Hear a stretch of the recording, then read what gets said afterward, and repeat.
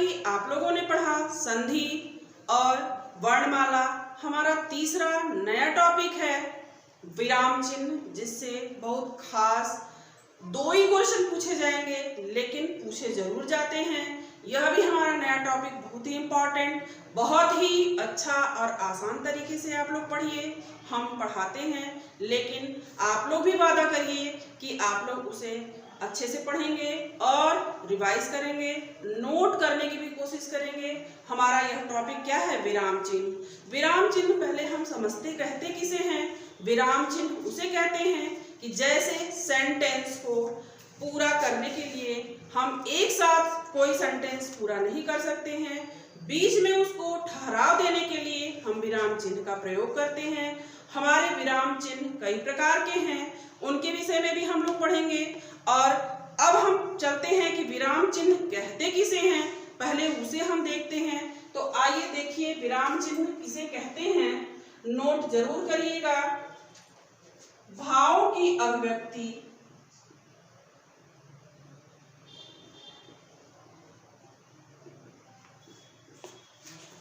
भाव की अभिव्यक्ति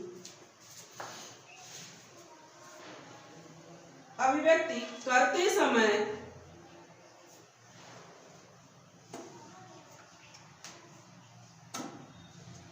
जो ठहराव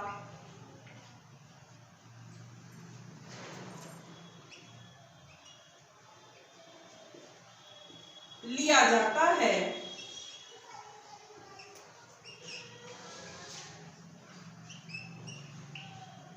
उसे विराम चिन्ह कहते हैं।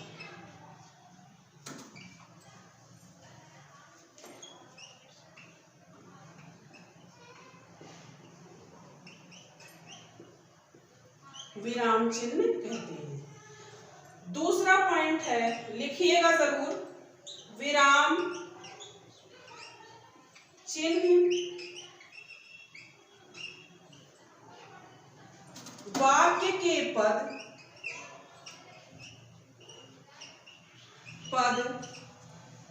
वाक्यांश और खंड वाक्य के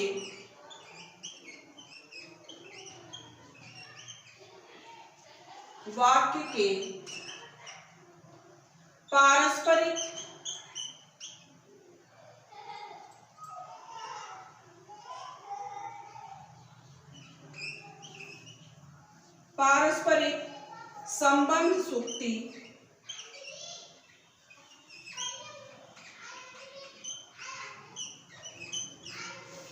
संबंध सूचित करने के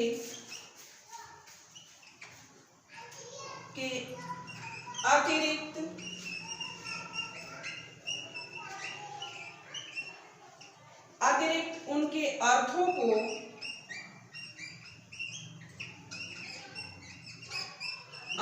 को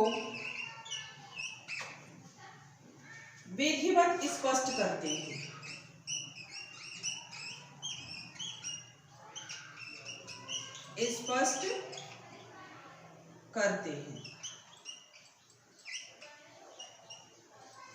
जैसा कि आपको समझाया कि विराम चिन्ह कहते किसे हैं। देखिएगा, पहला हमारा पॉइंट है, भावों की अभिव्यक्ति करते समय जो ठहराव लिया जाता है उसे विराम चिन्ह कहते हैं। कोई भी व्यक्ति, वक्ता अगर बोलता है तो वह यह भी चाहता है कि जो हम बोल रहे हैं उसकी अभिव्यक्ति हो, उसके बारे में लोग समझें, तब हमारा वह वाक्य पूरा होता है और सही होता है। उसी वाक्य को पूरा करने के लिए और अपने पूरे बात को बताने के लिए हमें ठहराव की जरूरत पड़ती है, उसे ही हम विराम चिन्ह कहते हैं। दूसरा पॉइंट हमारा क्या है, विराम चिन्ह वाक्य के पद, वाक्यांश और खंड वाक्य के पारस्परिक संबंध सूचित करने के लिए अतिरिक्त उनके अर्थों को विधिवत स्पष्ट किया जाता है। कोई भी चीज जरूरी नहीं है कि हम सारे चीजों को समझते हों, उनको किसी भी वाक्य को, वाक्यांश को समझाने के लिए दोहे होते हैं, चौपाई होते हैं, बोलते हैं लोग, उसका अर्थ स्पष्ट करते हैं, उसे विधिवत स्पष्ट करने के लिए भी हमें विराम चिन्ह का प्रयोग करना पड़ता है। थोड़ा सा हम एक लाइन बोलते हैं, फिर उसको हम स्पष्ट करते चलते हैं, उसी स्पष्टीकरण को विराम चिन्ह का रूप दिया गया है। अब हम विराम चिन्ह कितने प्रकार के होते हैं उस पे आते हैं। विराम चिन्ह अब हम देखते हैं कि कितने प्रकार के होते हैं। विराम चिन्ह बच्चों कई प्रकार के होते हैं। हम बारी बारी से स्पष्ट करते जाएंगे, एक एक विराम चिन्ह को बताते जाएंगे और उनके बारे में बताते जाएंगे कि क्यों कहते हैं, कैसे कहते हैं, उदाहरण सहित समझाएंगे। आइए हम पहले विराम चिन्ह पे चलते हैं। हमारा पहला विराम चिन्ह है अल्प विराम। अल्प विराम नोट करते जाइएगा बच्चों। अल्प विराम का अर्थ, अल्प का अर्थ थोड़ा, अल्प का अर्थ थोड़ा होता है। इसका संकेत हम दे देते हैं। किस संकेत से जाना जाता है अल्प विराम, जिसे कॉमा कहते हैं, वही इसका संकेत है अल्प विराम का। अब हम उदाहरण सहित समझाते हैं। मोहन, सोहन, मोहन सोहन और राम दिल्ली गए।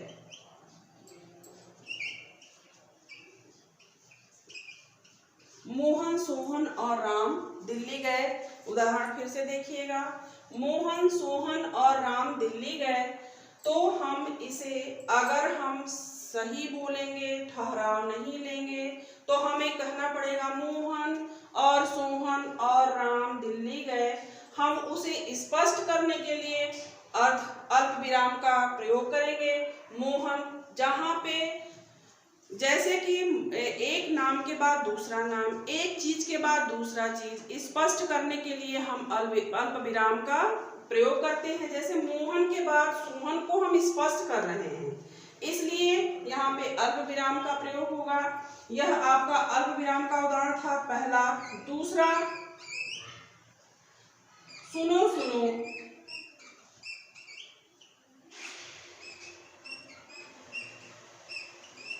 सुनो सुनो महाराज पधार रहे हैं। सुनो सुनो महाराज पधार रहे हैं। तो हम सुनो सुनो, हमने सुनो के बाद ठहराव लिया, इसी को हम अल्प विराम कहेंगे। जो छोटे समय में, अल्प समय में, कम समय में जो हम कॉमा लगाते हैं, ठहराव लेते हैं, उसे अल्प विराम कहते हैं। आप एक बार फिर से देखिए। यह विराम चिन्ह का पहला चिन्ह है अल्प विराम। अल्प का होता अर्थ ही है थोड़ा, अल्प मीन्स थोड़ा होता ही है। देखिए इसके बाद संकेत भी इसका कॉमा दिया है। तो थोड़ा मीन्स छोटे ही समय के बाद स्पष्टीकरण के लिए हमें ठहराव लेना पड़ता है, उसी को हम अल्प विराम कहते हैं। जैसे उदाहरण देख लीजिए, मोहन, सोहन और राम दिल्ली गए। मोहन के बाद हमने थोड़ा समय में ठहराव लिया, वहीं पे आपका इन्वर्टेड कॉमा लगा। दूसरा, सुनो सुनो, मैंने थोड़े समय के लिए, अल्प समय के लिए विराम लिया, तो यहाँ पर भी अल्प विराम का चिन्ह लगेगा। यह आपका पहला है। जैसा बच्चों अल्प विराम मैंने पढ़ाया, हम आशा करते हैं कि आपको समझ में भी आया होगा। इतना स्पष्ट करके पढ़ाया, आपको जरूर समझ में आया होगा। कुछ अपने से भी कुछ उदाहरण लेके आप लोग करिए। अब हमारा दूसरा चिन्ह है अर्धविराम।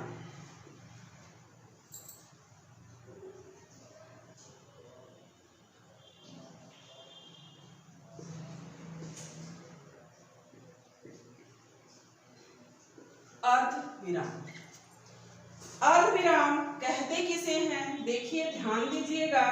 संकेत इसका होता है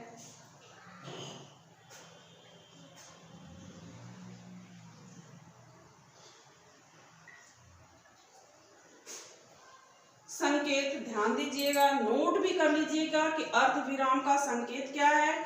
यही सब क्वेश्चन पूछे जाते हैं। हमारा विराम चिन्ह से 2 ही क्वेश्चन आएगा, लेकिन जरूर आएगा बच्चों, ध्यान दीजिए। अर्ध विराम का संकेत क्या है देख लीजिए।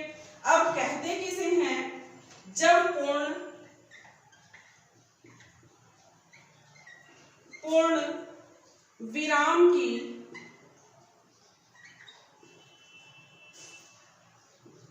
अपेक्षा, जब पूर्ण विराम की अपेक्षा आधे समय के लिए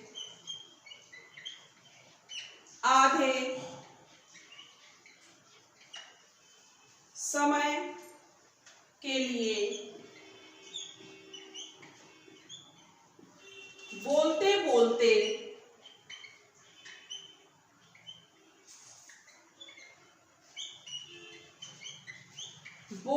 बोलते रुक जाते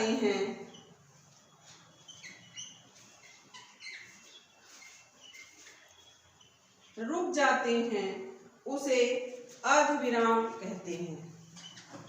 उसे अर्ध विराम कहते हैं।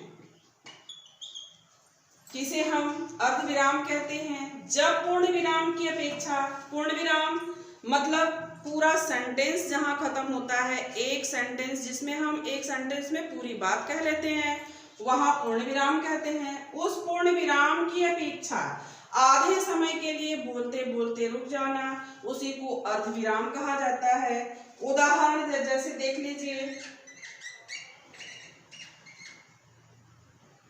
वह घर आया, मैं उससे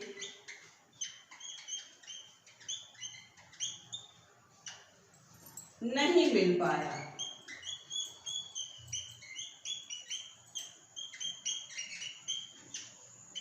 वह घर आया, मैं उससे नहीं मिल पाया। अब यहाँ पे ध्यान देने की बच्चों यह बात है कि जहां 2 उपवाक्य, जहां एक ये वाक्य है और दूसरा ये वाक्य है, 2 सेंटेंस है, 2 वाक्य है, जहां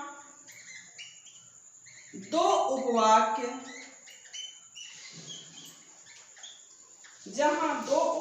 को एक साथ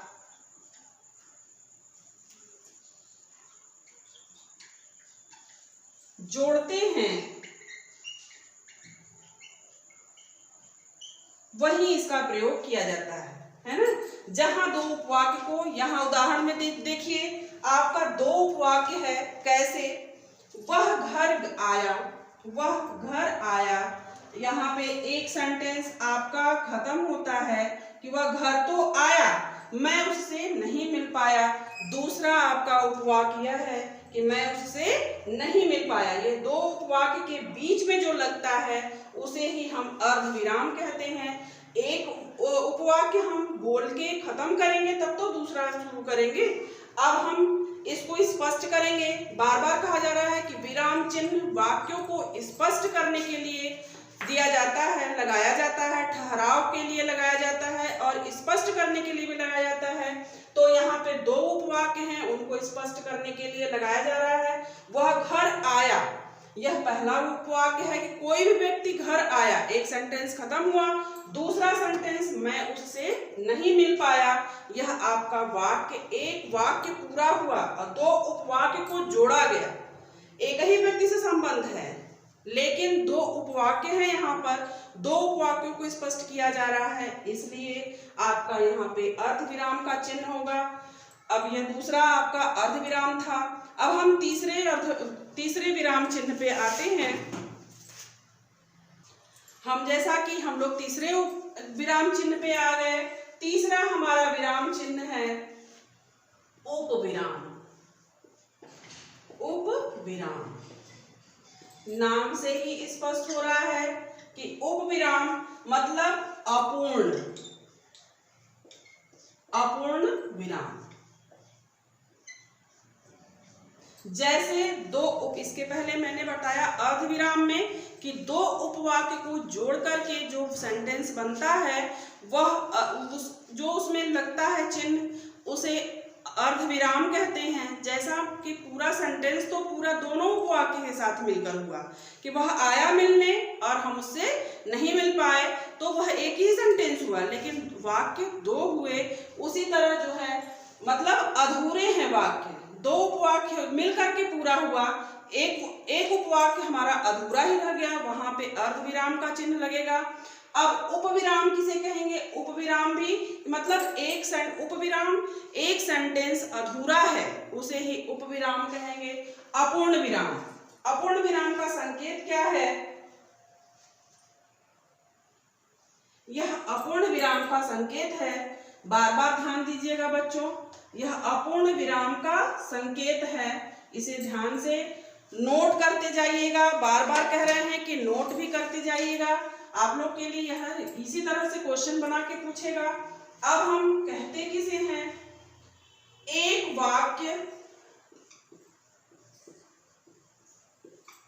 वाक्य में किसी चीज का उल्लेख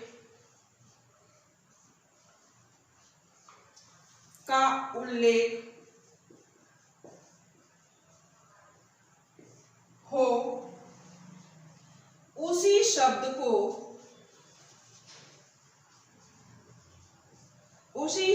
को कई नामों से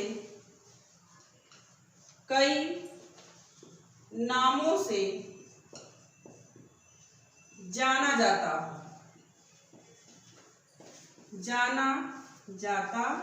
हो, उसे हम क्या कहेंगे? उपविराम कहेंगे। सेंटेंस पे ध्यान दीजिएगा कि उपविराम कहते किसे हैं? एक वाक्य में किसी चीज का उल्लेख हो, किसी चीज में किसी व्यक्ति का, किसी भी वस्तु का, किसी भी चीज का उल्लेख हो जिसका उसके अलावा भी कई नाम हो, वहां पे उपविराम का चिन्ह लगता है। उदाहरण देख लीजिए, उदाहरण क्या है कि वह श्री कृष्ण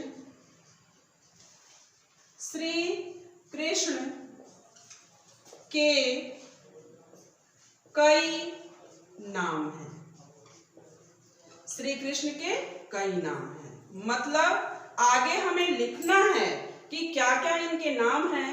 हम कई नाम हैं उनको हम बता नहीं सकते, लिख नहीं सकते, तो इसके आगे हम इसी लाइन में तो हमने पूरा नहीं किया। श्री कृष्ण के ये सारे नाम हैं, तो दिया गया क्या? श्री कृष्ण के कई नाम हैं, यह चिन्ह लगाते हुए अब हम लिखेंगे मोहन,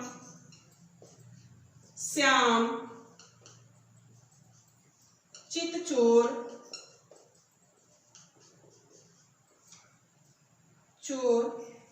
माखन चोर, हो गए ना कई नाम इत्यादि। अभी भी इनके नाम हैं, तो क्या कहा गया कि अब श्री कृष्ण के बारे में हमने व्याख्या किया, उनके कई नाम हैं, तो उसी लाइन में हमारा पूरा सेंटेंस खत्म नहीं हो रहा है, तो श्री कृष्ण के कई नाम हैं, इस चिन्ह का लगाते हुए, उपविराम का चिन्ह लगाते हुए आगे उनके नामों की हम व्याख्या करते हैं। जैसे यह क्वेश्चन जरूर पूछता है, आप ध्यान दीजिएगा कि जितनी भी डिग्रियां होती हैं, जितनी भी डिग्रियां होती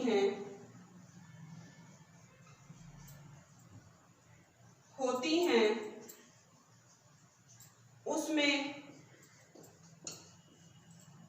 उपविराम का प्रयोग होता है, उपविराम चिन्ह का प्रयोग होता है। जैसे ध्यान दीजिएगा, जैसे बीए के बाद हम उपविराम का प्रयोग करेंगे, फिर एमए, जितनी भी डिग्रियां होती हैं सारे में हम उपविराम का प्रयोग, यह क्वेश्चन अधिकतर जो है पूछा जाता है पेपर में, परीक्षाओं में, इसलिए इसको ध्यान से लिख लीजिए कि जितनी भी डिग्रियां आपके पास हैं सब में इसी उपविराम का प्रयोग करते हैं। फिर से हम बताने की कोशिश करेंगे आपको कि उपविराम कहते किसे हैं। एक वाक्य में किसी चीज का हम उल्लेख करते हैं जब, तो उनके कई नाम होते हैं, तो यहाँ पर हम क्या करते हैं, उपविराम का प्रयोग करते हैं। उदाहरण भी आपके सामने है। अब जैसे कोई मनुष्य हो, चाहे कोई वस्तु हो, चाहे कुछ भी हो, जैसे श्री कृष्ण के कई नाम हैं, तो हमने उपवाक्य का प्रयोग करते हुए नामों को दिया, मोहन, श्याम, चित्तचोर, माखन चोर इत्यादि। यह आप कोशिश कर रहे हैं कि आपको ज़्यादा से ज़्यादा अच्छे तरीके से समझ में आए, और हम आशा भी कर रहे हैं कि आपको समझ में आ रहा है, लेकिन आप प्रैक्टिस करेंगे तभी समझ में आएगा, नहीं तो नहीं समझ में आएगा। अब हम विराम चिन्ह के चौथे उस पे आते हैं कि चौथा हमारा विराम चिन्ह कौन सा है। तो चौथा हमारा विराम चिन्ह क्या है, पूर्ण विराम। पूर्ण विराम, यह नाम से ही स्पष्ट हो रहा है कि जहां वाक्य पूरा हो जाता है तो इसका हम प्रयोग करते हैं। अब पूर्ण विराम का संकेत क्या है, जिसे हम खड़ी पाई कहते हैं, यही इसका संकेत है पूर्ण विराम का। अब हम कहते क्या हैं इसको, कैसे इसका नाम पूर्ण विराम रखा गया। अब आइए उसको देखते हैं। किसी वाक्य से पूर्ण ठहराव का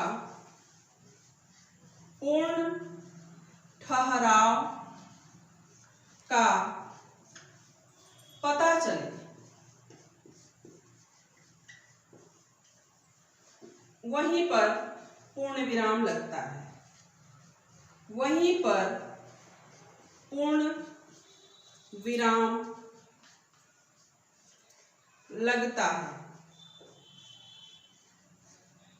कहाँ, किसी वाक्य से पूर्ण ठहराव का पता चले, मतलब वह एक वाक्य जो है, उपवाक्य नहीं, एक वाक्य, उपवाक्य उसे कहेंगे जो दो वाक्यों को मिलकर के एक वाक्य बनता है, उसे उपवाक्य कहते हैं। यहाँ पे क्या दे रहा है, पूर्ण विराम कहाँ दे रहा है, पूरा मतलब वाक्य आपका खत्म कर दे रहा है, तो वहां पर इसका प्रयोग होता है। और दूसरी बात, यह प्राचीनतम चिन्ह कही जाती है, प्राचीनतम चिन्ह कहा जाता है।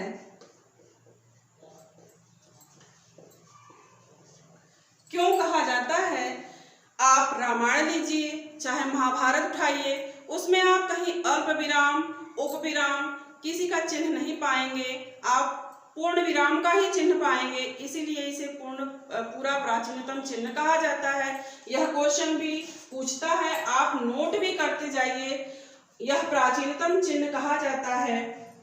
जैसे उदाहरण देते हैं,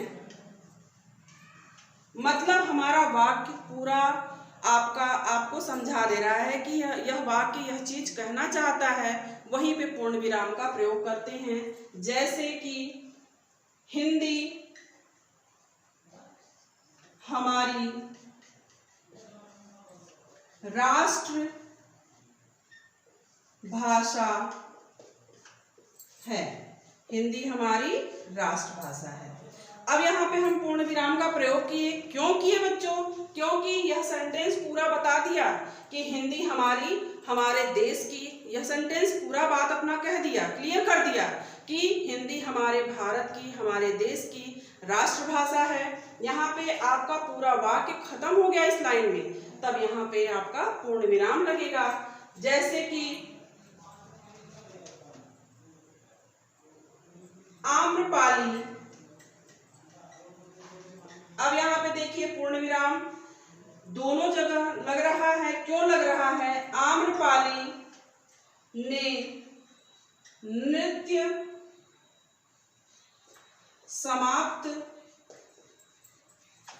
समाप्त किया हम सब